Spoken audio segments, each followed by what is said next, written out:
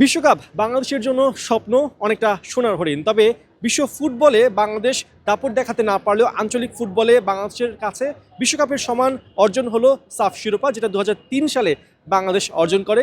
সেই দলের নায়ক ছিলেন রুকনুজ্জামান কাঞ্চন। আমাদের সাথে রয়েছেন বাংলাদেশ জাতীয় দলের সাবেক এই ফুটবলার, যিনি আজকে বিশ্বকাপ ট্রফি দেখতে এসেছেন। কাঞ্চন ভাই, আজকে ট্রফিটা দেখছেন, দেখতে যাবেন একটু পরে। এই যে একটা ফেস্টিভ মুড দেখতে পাচ্ছেন পুরো এলাকা জুড়ে, কেমন লাগছে? আসলে এটা একটা অনেক আনন্দের বিষয়। যেন ওয়ার্ল্ড কাপ ট্রফিটা আমরা ওয়ার্ল্ড কাপ খেলতে পারছি না, কিন্তু ট্রফিটা আমাদের বাংলাদেশে, এটা আমাদের একটা গর্বের বিষয়। তো আমি আশা করি, আমার বিশ্বাস যেন আমরা একসময় হয়তো ওয়ার্ল্ড কাপ খেলবো। তো এটা আমার রইলো আর কি, মানে চাওয়া রইলো বাংলাদেশ ন্যাশনাল আর্মির প্রতি। এখন যে ফুটবলের যে হামজা চৌধুরী আরও যে প্লেয়াররা আসছে, আমি আশা করি একসময় আমরা ওয়ার্ল্ড কাপ খেলবো। যেন এই ট্রফিটা যেন আমরা আমাদের ঘরের মাটিতে যেন আমরা একসময় চ্যাম্পিয়ন হতে পারি, সেটা আমার মানে বিশ্বাস, এবং এটা আমি আশা করি আর কি। এর আগে তো 3বার এসেছিল ট্রফি, কোনোবার কি দেখা হয়েছে সামনাসামনি? আমি তখন ট্রফি হাতে নিয়েছি এবং আমি দেখেছি। তো এখন একটা স্বপ্ন ছিল আসলে, একটা প্লেয়ার হিসেবে পরিপূর্ণতা, যদি ট্রফি এরকম ওয়ার্ল্ড কাপের ট্রফি জিতাতাম, তাহলে আমার জন্য একটা বিশাল একটা অ্যাচিভ হতো। তো আশা করি যে ট্রফিটা বাংলাদেশ আছে, এটা আমরা আমাদের বাংলাদেশের জন্য গর্ববোধ করছি আমরা। এবং আমি আশা করি অদূর ভবিষ্যতে যেন আমাদের ন্যাশনাল টিম একসময় ওয়ার্ল্ড কাপ খেলবে, এটা আমার মানে স্বপ্ন, ড্রিম, এটা আমি আশা করি আর কি। আপনাদের সময় পর্যন্ত ফুটবলে একটা ক্রেজ ছিল, মাঝখানে ভাটা পড়ে যায়।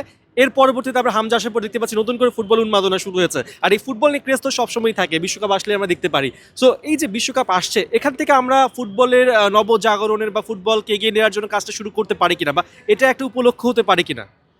আসলে দেখেন, ফুটবলের যেই জনপ্রিয়তা কিন্তু এখন আসছে, হামজা চৌধুরী আসার পর থেকে কিন্তু আপনার ফুটবল জনপ্রিয় আসে। এই জনপ্রিয়তা ধরে রাখার জন্য আমাদের ফুটবল ফেডারেশনের কিন্তু মুখ্য ভূমিকা পালন করতে হবে।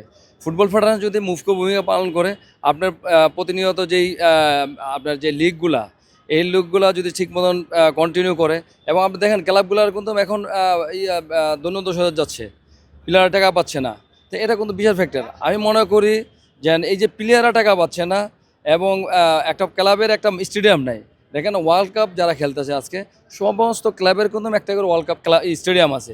আমরা দেখেন, আমরা একটা স্টেডিয়ামে কিন্তু আমরা সবাই ঘুরে ঘুরে আমরা একটা স্টেডিয়ামে খেলতেছি। আসলে যদি ওয়ার্ল্ড কাপ খেলতে হলে এই সমস্ত ফ্যাসিলিটি থাকতে হবে, এক একটা ক্লাবের একটা স্টেডিয়াম থাকতে হবে, এক একটা একাডেমি থাকতে হবে, তাহলে একসময় আমরা ওয়ার্ল্ড খেলতে পারবো। এটা আমার আমার আমার বিশ্বাস আর কি। বিশ্বকাপ ট্রফি নিয়ে কোনো স্মৃতি রয়েছে আপনার? বিশ্বকাপ ট্রফি না, যখন বাংলাদেশ আসে তখন আমি ট্রফিটা আমি চুমু খেয়েছিলাম। তখন একটা স্বপ্ন ছিল যে হয়তো আমরা একসময় ওয়ার্ল্ড কাপ খেলবো। অনেক ধন্যবাদ আপনাকে। Thank you.